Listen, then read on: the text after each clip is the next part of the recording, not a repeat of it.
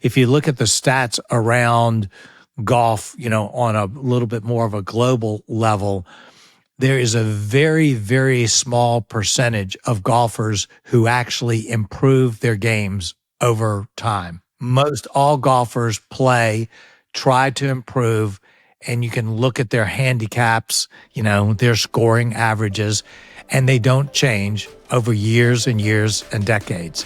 So something is not working.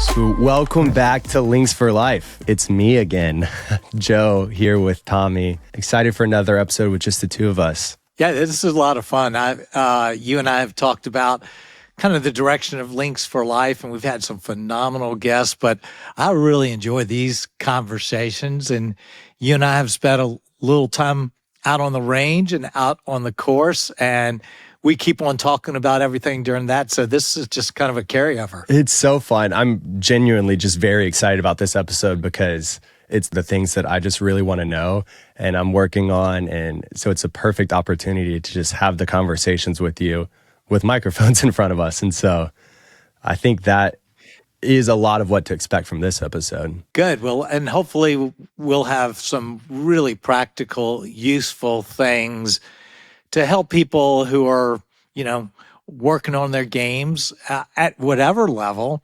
but then also, some carry forwards into other areas of life. So, that's the kind of the whole point of it. Golf is a lot of fun and it's important, but it's not life.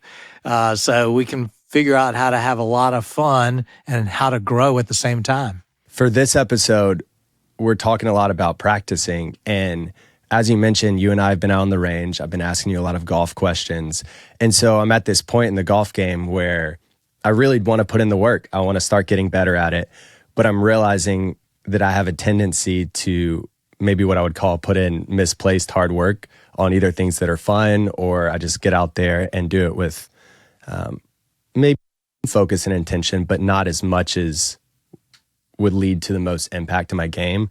But it doesn't stop there. Like what you were saying, that is a thing that carries over in life. And I'm also at a point in life where I really want to grow a lot, career and family and all the things that matter. And this idea to sit and talk with you about, one, how do I put in the work in a beneficial way to grow my golf game? But then what are these lessons that I can apply to other areas? Yeah, I think it's really important. I notice, I spend a lot of time out on the range and I do practice a fair amount. And, sometimes I get a little itchy because I watch people on the range and I watch them practicing and I can tell by the way they're practicing that it is incredibly ineffective. Mm-hmm. In fact, it might even be counter-effective because they're practicing things that are just ingraining parts that aren't helpful. And honestly, because my heart, my love, my passion is kind of coaching people. I've done it, from my 20s, literally coaching other sports to life coaching to mentoring, all of that. My mind, I always see things kind of through a coach's eyes. And so when I see people on the range and they're not they're not practicing in ways, at times I almost have to kind of bite my tongue from going up and saying, hey, let me just give you an idea of something. And, I put all of this kind of with the caveat that I'm not a professional golf coach. I'm not a PGA, professional, but I love the game of golf and I've coached enough people, 20, 50, I don't know, at all different levels, from people who've never touched a game, never touched a club, to people who are scratch golfers, that I feel like, in spite of not being a golf professional, that hopefully this episode will have ideas that are going to be useful for people who want to get better at golf, and then hopefully give them a little bit of an aha moment of this is so applicable for the rest of life. I fully believe that'll happen because even in our short time working on my golf game, I've seen a lot of helpful tips and improvement for me. And then as beneficial as that is, the layer past it of you helping me unpack, these are the things that really matter for as much as I want to be better at golf and would consider that important, the more important things in life. And so I think this episode is both ends. Like it's going to help in golf, but it's going to do so much more than that. Yeah. Well, I've got to start off by giving you a shout out in terms of your golf game, because we've only been out a few times, but you are one of those people, and I certainly want to be realistic with people that have tremendous potential. You're strong, you're athletic, you got the basic golf move on a ball, and you can hit shots that scratch players would be envious of. But yet you don't do it necessarily all that often. So it's really fun coaching you to not only figure out how to make that swing more regular, but then how to take it out on the course and apply it in ways that actually start to translate. I think your potential is like massive. So that is so much fun for me. Well, I appreciate you saying that. It's so fun for me too, because, well, the not part about it is even if I do it once or twice a hole, the thing that I'll do that other once or twice on that sabotage hole. And so I'll go out and I don't score well because I'll hit one terrible shot and then take a drop or whatever it is. And so golf has, for the last couple of years, been really frustrating to me because I'll see the potential and know what I can do. And then I'm always comparing myself to what I know I can do at times, which I think there's a lot to unpack with that. Yeah, well, it's very true for people who are athletic and who are competitive that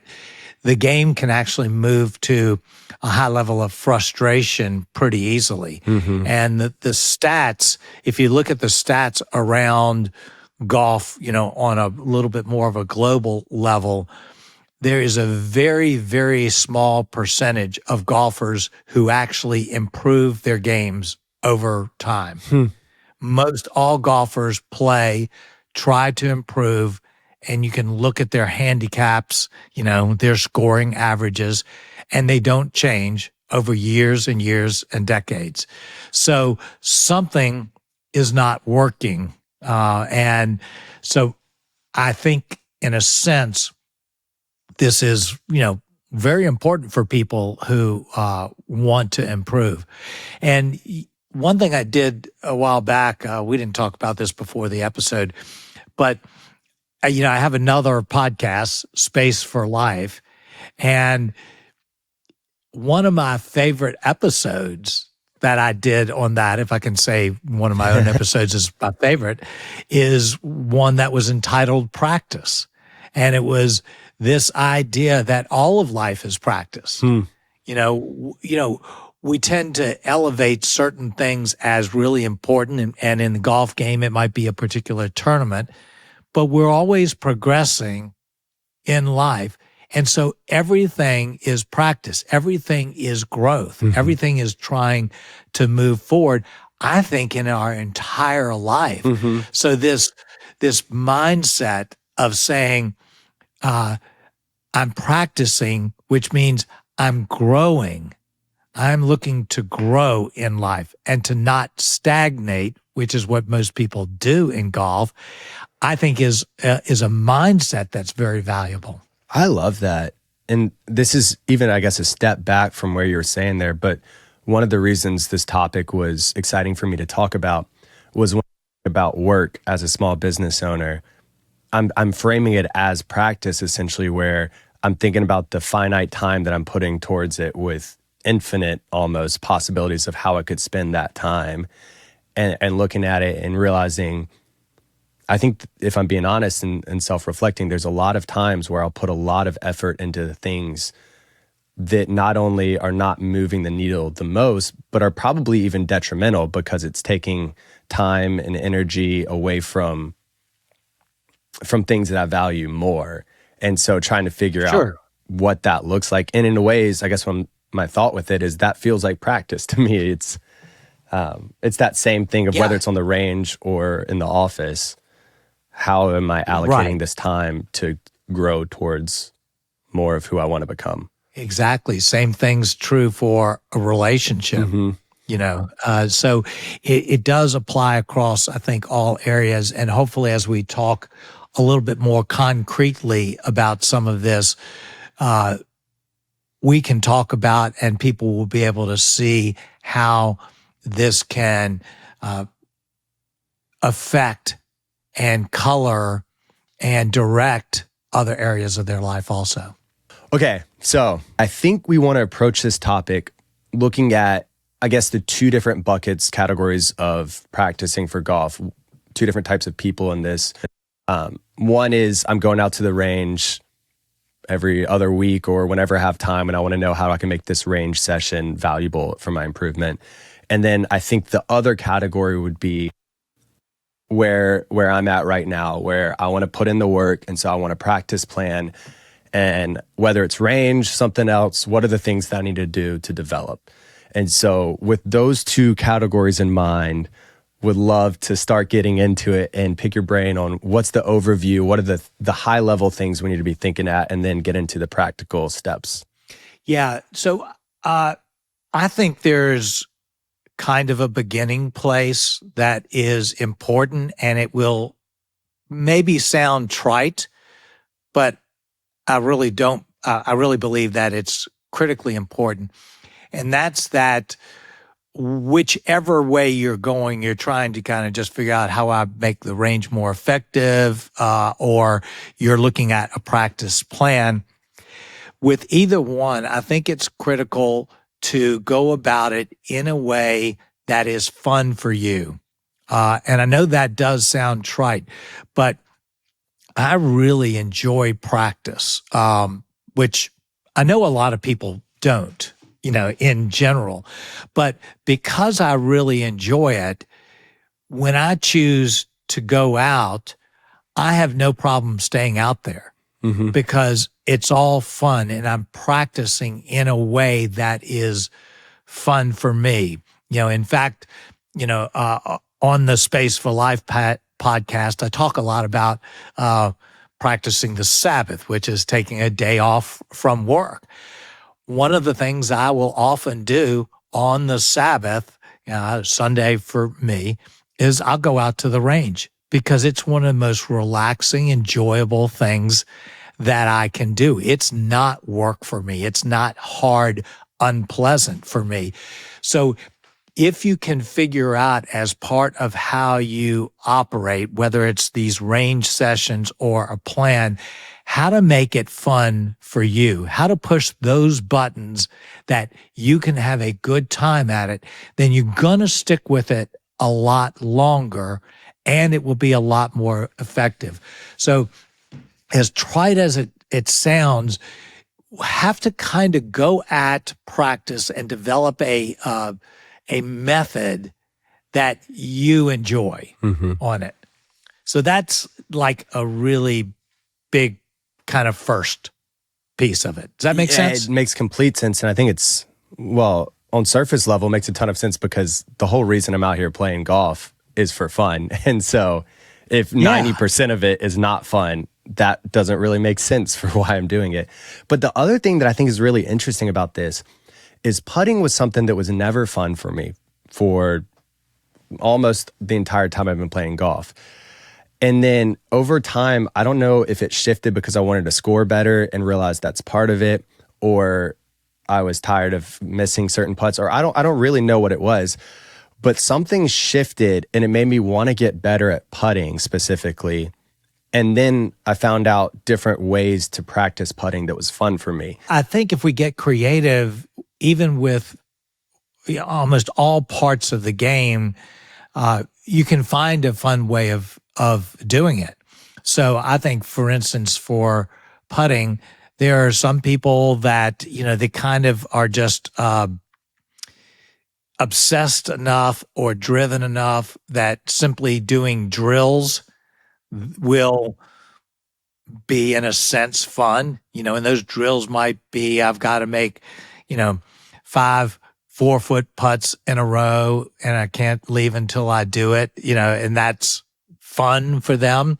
Or it may be, I'm going to set up a little game for myself.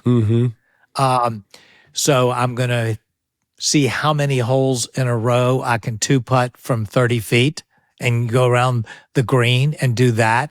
And you keep some little score for yourself. Or you find someone to practice with. So for years, I would practice with my brother, and we would constantly do little contests. And I've done this with my sons also, particularly around the short game of, closest to the hole, or would have a 9-hole putting match, and it doesn't even feel like you're practicing putting, but you're actually practicing it in the most helpful way because you're putting pressure on the situation. I love so, taking the most distasteful part of practice to you, whatever it is, and finding some way to add challenge or game to it is very helpful. Not only because it makes it more fun, it actually makes it more effective too. I love that. And one of my good friends, Parker, your nephew, both of us decided we wanted to work on our putting, and wasn't fun for us for a while. And we've been playing pig a lot, where we'll call a shot, whether it's a 2-putt or something closer and it's a 1-putt, or you have to go around a certain hole and come back. Just getting creative, and essentially we're working on speed control and all these other things through it. But we're just playing pig, and it's the pressure, and we're competing, and it's fun. Yeah. And it will make you better in terms of it. So the making it fun, I hope actually people listening will say, how could that transform the whole practice thing if I began with the high goal of making sure that it's fun? I think the second thing, as an overview statement, and we don't have to, grind too much on this, is that there should be some intention to practice. I watch people that go out on the range and they do what's called just raking balls. They hit kind of the same shots time and time after again with the same swing flaws, and they just do that, and they do that for a while, and they go, in a sense, through their bag, and they practice. And that might help them some. It might hurt them some. But how much better if they went at it with some intention to say, okay, I'm going to go out to the range and I'm going to practice this. And whatever that might be. Hopefully it would be something that you need to practice on, or hopefully it might be some combination of, I'm trying to improve the strengths of my game and also trying to work on the weaknesses of my game. But you go out with some intention of what you're going to do in this practice session. And just that small change in perspective and mindset is likely to make your practice more effective. I completely agree with that. And I've seen it in myself, the number of times that I'll just go out and rake balls versus trying to bring that intention in. I think the question that I have with that is, how do you know where you should be putting the intention? Because I think that sometimes there's ways of tracking throughout a round and seeing mistakes that you've made. But sometimes I might think something's a weakness of mine, and there's something that's, it's not a strength, but there's way more glaring weaknesses that should be addressed first. Right. And so, with you, it's nice because I can go out there and you can recognize things, or if playing with other people. But if, say, I'm on my own right now, how would you recommend I start noticing the things that I need to put intention behind on the range? Yeah, I think to some degree it's more intuitive than people give it credit for. I would say if you have someone available who is a good golfer, who does understand the swing, that can help be a set of eyes outside of you to help direct some things that you give thought to that, is really helpful. And that doesn't have to be at every practice session. It's just someone who's going to give you something so that next time I go out, I know this is what I'm going to work on. For instance, when you and I went out, we spent a lot of time talking about tempo. And for you, it was actually tempo of swinging easier because your easy swing was 110% of what most people do, and it was hurting your swing. So all of a sudden, we talk about that. Now, go out next session. My intention for that session is to give singular focus to trying to improve my tempo. I'm not worried about whether it goes a little bit left or right. I'm simply going to try to build tempo in this. And that's an intention. And maybe that carries through for 2 or 3 sessions. I think when people are trying to figure this out, they've got to do a little bit of self-reflection to say, do I know enough that I can help myself? Mm-hmm. Or am I at a stage where it just might be worth a little bit of money to get a pro to give me some outside input on it, and then I can do a lot myself. So I think the intention part of it always involves some level of stepping back. And I think that actually does carry through to all areas of life. And it's something that we minimize, that stepping back place to reflect and give ourselves a little bit of clarity about what is important for us to do. And we just jump into the doing of things. So I think if you were to step back, for instance, and just think for a few minutes about your last round or two, it would probably become crystal clear to you, well, this is obviously what is sabotaging my game the most, and therefore you would have some intention to work with. So it involves a stepping back, and that's something that people don't do that often. So I think when you talk about how do I go forward and practice, one of the things that I think is almost like a little litmus test is if you've got something that's wrong in your golf swing and you go out to the range, let's say once or twice, and you work on it as hard as you can and you can't fix it, then you probably need help. If everything that you try, nothing is making a difference, then you probably need help from the outside. The other thing that I would say, and this can be really fun, is to use the range to try dramatic things, that to work on things. So let's say you're slicing the ball. If you said, well, I'm going to use the range because it doesn't really matter where I hit the ball to do some absolutely crazy things to try to hook the ball. I'm going to bring it way back on the inside, or I'm going to close my stance, 30 degrees, that you would never try on a golf course, but you can afford to do it because you're on a range. And that actually can be fun. So sometimes on a range, I'll literally try to hit a 50-yard hook followed by a 50-yard slice because I can afford to try that on the range.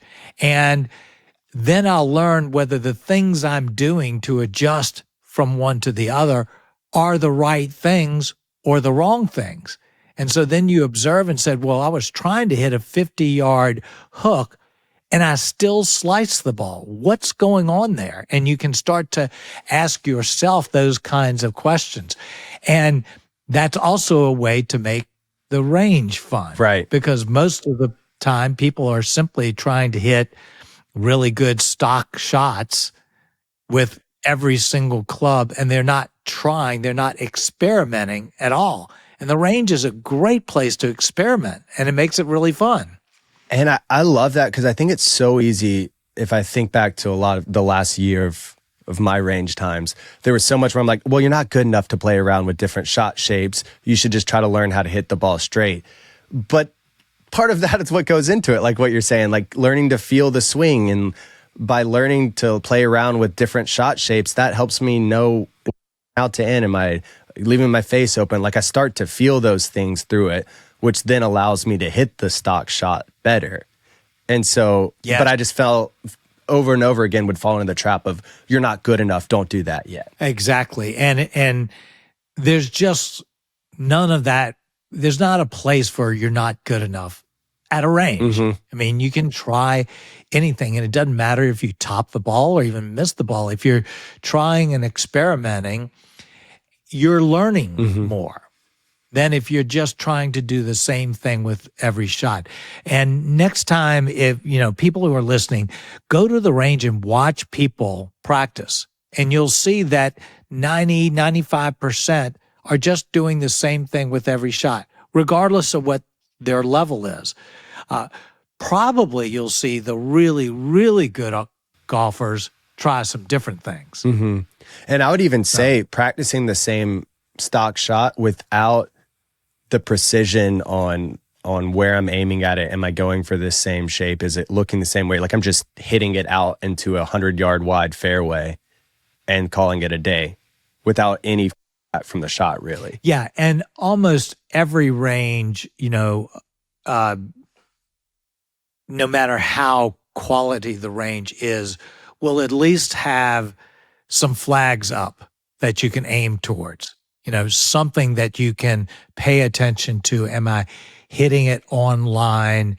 And do I have some sense of how far the ball is going? So take advantage of that. Okay, I love this. What else, as we're thinking about just practicing on the range, what would you recommend? People will have different abilities to take advantage of this. But if you think of the normal round of golf, at least 50% of your shots are going to be what would be considered some form of short game shots, somewhere between 40 and 60%. If you compare that to the amount of time people practice those parts of the game, you'll find something's way out of whack. If you go to a range that, let's say, has a practice green to it or a little bit of a short game area, and you just count the people who are lined up hitting long shots versus people who are practicing those other things, you'll see what's out of whack. So there's a little bit of discipline associated with this. But if you go out to the range, likely you know how long you have to practice. And let's just say, for sake of argument, you have an hour that you can go out and practice. If you'll apply a little bit of discipline to give roughly 50% of that time to short game, you will get better. Now, in that short game, you can figure out whether you need to give most of that to putting or most of that to chipping or sand play or something like that. Then you're doing even better. But the number of people that have got really good golf games and really horrible short games is astronomical. And I've been there. I've been at places where I was a single-digit handicap that would putt the ball from 40 yards away from the green because I lacked so much confidence in the short game, instead of simply dealing with it by learning to hit short game shots. And I've seen really good low single-digit handicaps that are terrified of a basic chip and run. So that just says, just do yourself, find some way to make it fun, because I know short game can be frustrating, find some way to make it fun and get over the hump and give some time to the short game, hopefully almost every time you go out to the range. And I'm a big proponent, we mentioned earlier, but of gamifying the short game. Because for me personally, and I think a lot of personalities that struggle with short game just need some type of game to make it fun. And there's a lot of different ways to get creative with it. Right. You can do it very simply. A lot of times I'll go out with just a basic chip and run, which, bump and run that sometimes I still struggle with. And I'll take 10 balls and I'll hit it even to the same location. And then I'll just go up and I'll kind of estimate, what's the average distance? How likely was I to get those up and down? I'll say, well, I hit, 4 within 4 feet, and 2 to 6 feet. So I probably got up and down 50% of the time, and then 50% I didn't. So something to just kind of add a little bit of something to the practice. Yeah, gamifying is great. Okay. So what's next? When we're recording this particular episode, we're right about the very end of October, which means most people, unless you're, in certain parts of Florida or California, are moving into an off season, a part of the year where you're not going to be playing as many competitive rounds, an off season. And it's the time I'm thinking about this also to say, I'd like to take this, this extra space that I have and develop an off-season plan so that when I come back in the spring, when it starts to get a little bit nicer where we are, I actually am moving ahead my game instead of now I've got all of this rust, the bad things have gotten worse, and I'm now spending half of the great season trying to get caught up. So I think it's really valuable to develop an off-season plan for your golf game.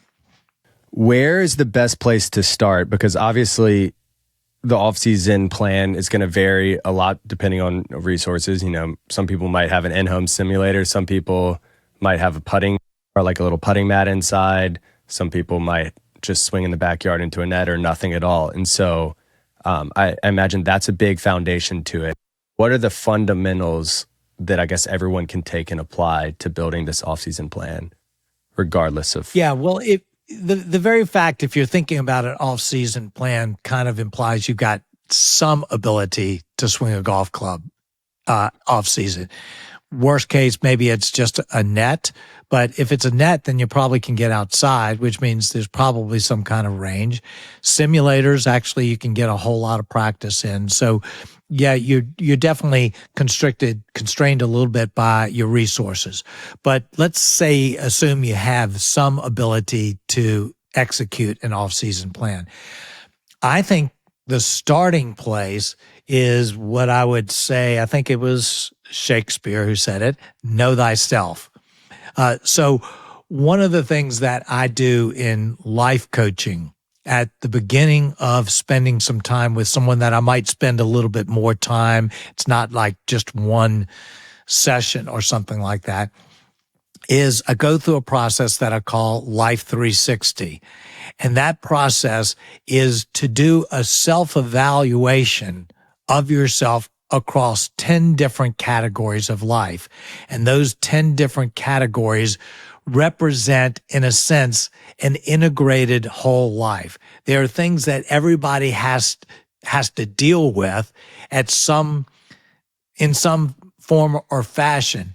And I have them go through and simply do a self-evaluation on a scale of 1 to 10 on how they think they're doing. Now, they may not be accurate, but it's what they think about how they're doing. So I would suggest that before you develop your off-season plan, you go through that same kind of process with your golf game. So I think you could simply take the the basic areas of a golf game. You could say, I'm going to take my putting, I'm going to take my chipping, I'm going to take my sand game, pitching, the little bit higher lofted shots, half wedges, iron play, woods, and driver. And you could just list those areas. We could put those in the show note. And then just go through and say, for your golf game and what you want, how would you evaluate yourself on a scale of 1 to 10? And obviously that's relative to whether you're an 18 handicap or a scratch player, but everybody can evaluate themselves from the perspective of where they are and where they want to be in that area. Give yourself a number on it. And you might say, well, my chipping is just horrible. It's a 3, but basically my irons are okay. They're a 6 or 7. And my driving is actually kind of the strong point of my game. It's an 8. And you go through all of those various areas. And then after that, you take a look and you have almost a built-in off-season plan because you have some awareness right on the front end of what are your strengths and what are your weaknesses. And whether your weaknesses are just a little bit of shortcomings or they are horrible areas that are that's completely sabotaging your rounds and your enjoyment of the game, where you're putting from 40 yards off the green like I was at a particular point. And then with that armed, now you say, okay, I now know what I want to do. And you develop what I would suggest is about 50% of your off-season plan to working on your weaknesses. And then you develop 50% of your plan on maintaining to maximizing your strengths. You might weight that at the early part of the season to 60 or 75% of working, on your weaknesses. But if you do that, then you really got a good chance of improving.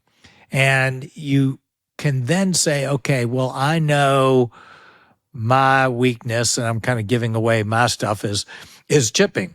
So do I need to begin with a lesson? Or do I just need to start to practice this a lot and see how far I can get on my own? For me, actually, I've already decided my off-season plan is going to be to develop my 40 to 70-yard wedge shots, those half wedge shots. I have had so many times that I have ruined a good round because I don't execute those shots well. Part of it is I don't know how to, and part of it is I don't trust it. And so my game, my off-season plan is going to be to give a substantial amount of time to consistently practicing it. And that's going to take a little bit of work on my part, because that is so frustrating that I have to walk into that frustration of it. But man, if I could go into next season and take that weakness and make it either average or maybe even make it towards a strength, I think that in and of itself would, probably improve my scores 3 shots around, and for me at that stage, that's substantial. So does that, how does that strike you? I love that idea a lot. And I think one of the things that's interesting to me when you're saying about practicing that and you having to enter in the frustration of it, I feel like there are a lot of times that I'll stay away from something or gravitate towards something just because I like it more or less. And there's the fun point at the beginning, but I think there's a lot of times that something's just not fun because I'm not good at it. And that doesn't mean there isn't a way of entering in, that's like, this is how I'm going to make it fun, and realizing that it will be more fun the better that I get at it, because I'm just frustrated because I feel like I should be better at a 40-yard chip than I am. Sure.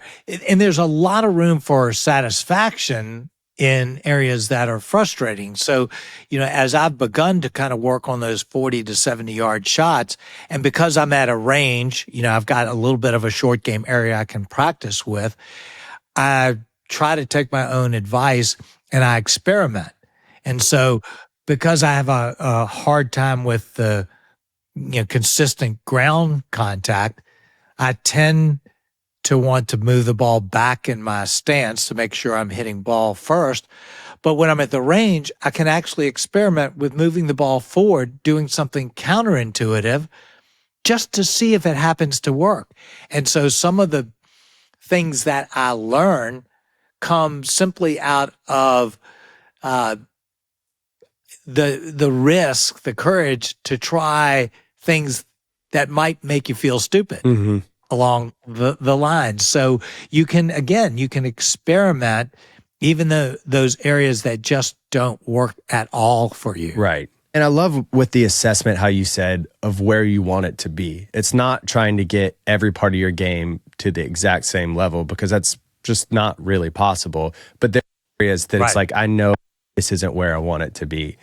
And I might be tempted to ignore it, but I'm gonna spend that 50% getting those areas to where I want them to be. And that might still be significantly less than other parts of my game.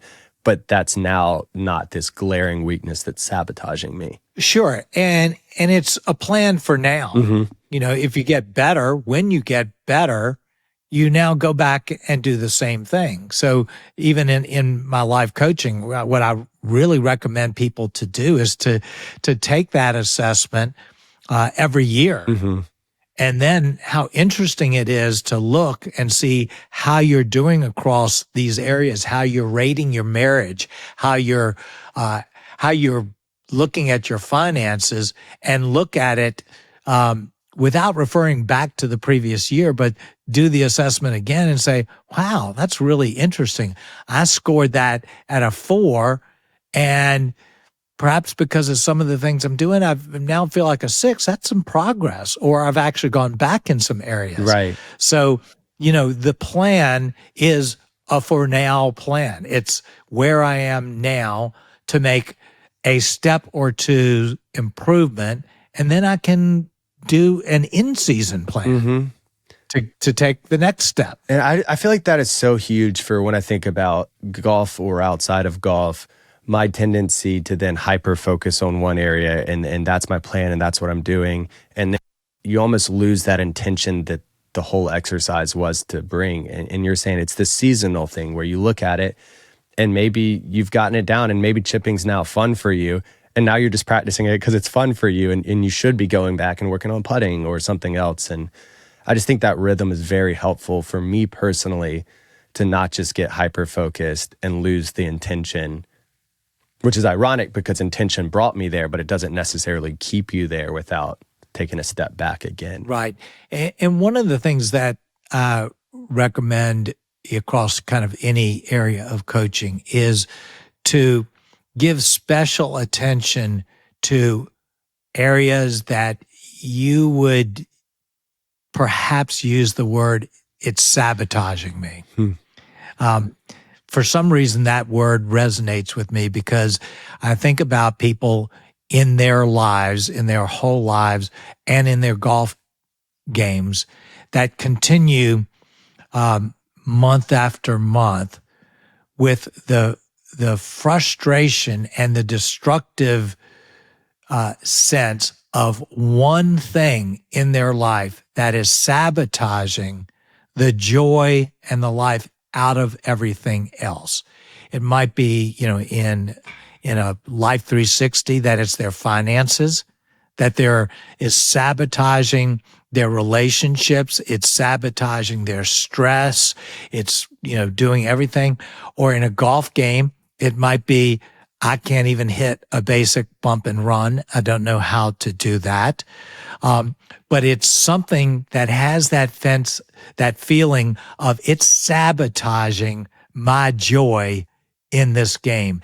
And if you can do that honest self-reflection on the front end to say, is there anything that rates so significant that I would use that word sabotage it's sabotaging my game, then that's where this courage to say, you know what, I'm going to step into that because it's worth it, and I'm going to trust that somehow I can get over that sense that this is sabotaging my joy in the game of golf.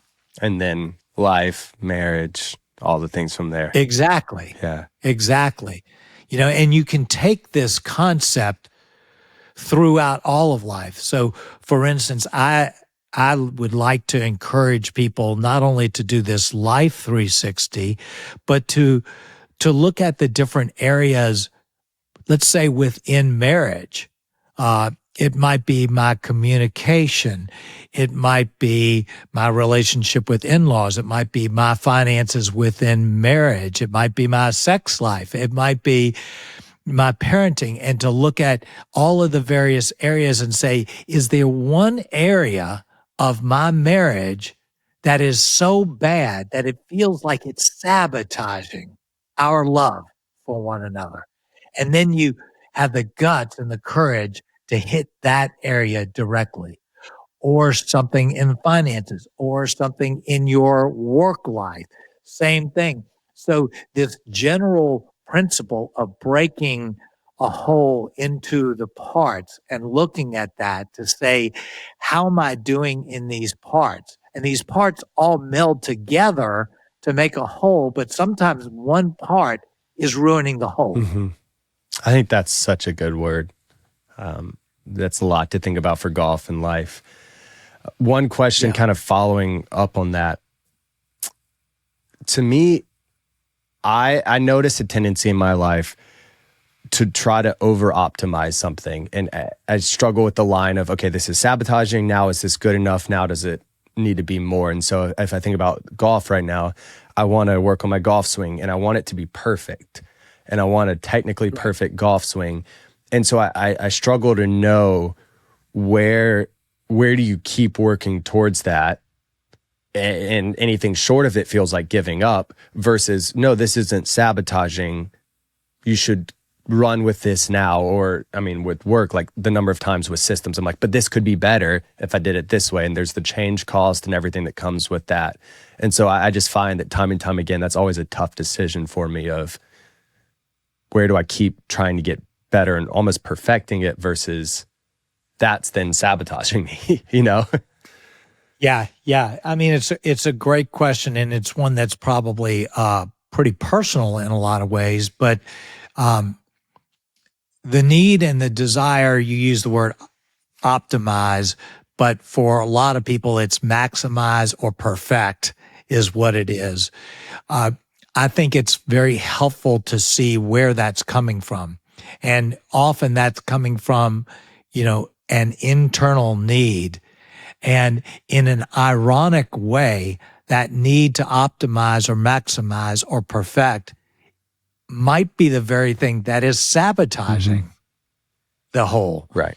And so, if that need to perfect something, particularly something that's already a strength, is so strong that you're willing to ignore the weak areas, then that's an internal reflection that kind of needs to happen to say, okay, this is not actually about getting better. This is about fulfilling some internal need that is never going to get satisfied. You can talk about people who have an obsessive need to just make more money. Mm-hmm. It's not about making more money because they can't even spend everything they have. It's an obsession that's coming out of an obsession that's inside of them that is sabotaging and probably ruining their effectiveness of making more money, but it's ruining the other parts of their life also. So I think for the most part, if you did an assessment and you found yourself, in a sense, driven to work on areas that you would qualify as 8 or 9s in that area, then there's something to pay attention to. And I think that's where earlier you mentioned the continually coming back and reassessing is so huge, because for me personally, I think there's a lot of times there that maybe that was sabotaging at some point. And then I worked on it, and then I kept working on it, and I kept hyper focusing on it. And now the pursuit of getting to it is what's sabotaging me, where maybe originally it was the thing, and it was just not this reassessing and maybe like, this isn't the thing that matters most at this point anymore.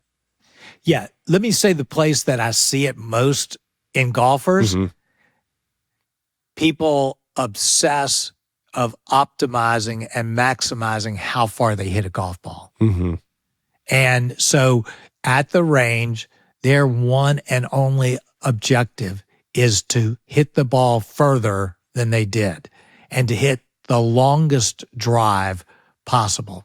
So let me ask you, I'll give you a little quiz. Scratch golfers, good golfers, right?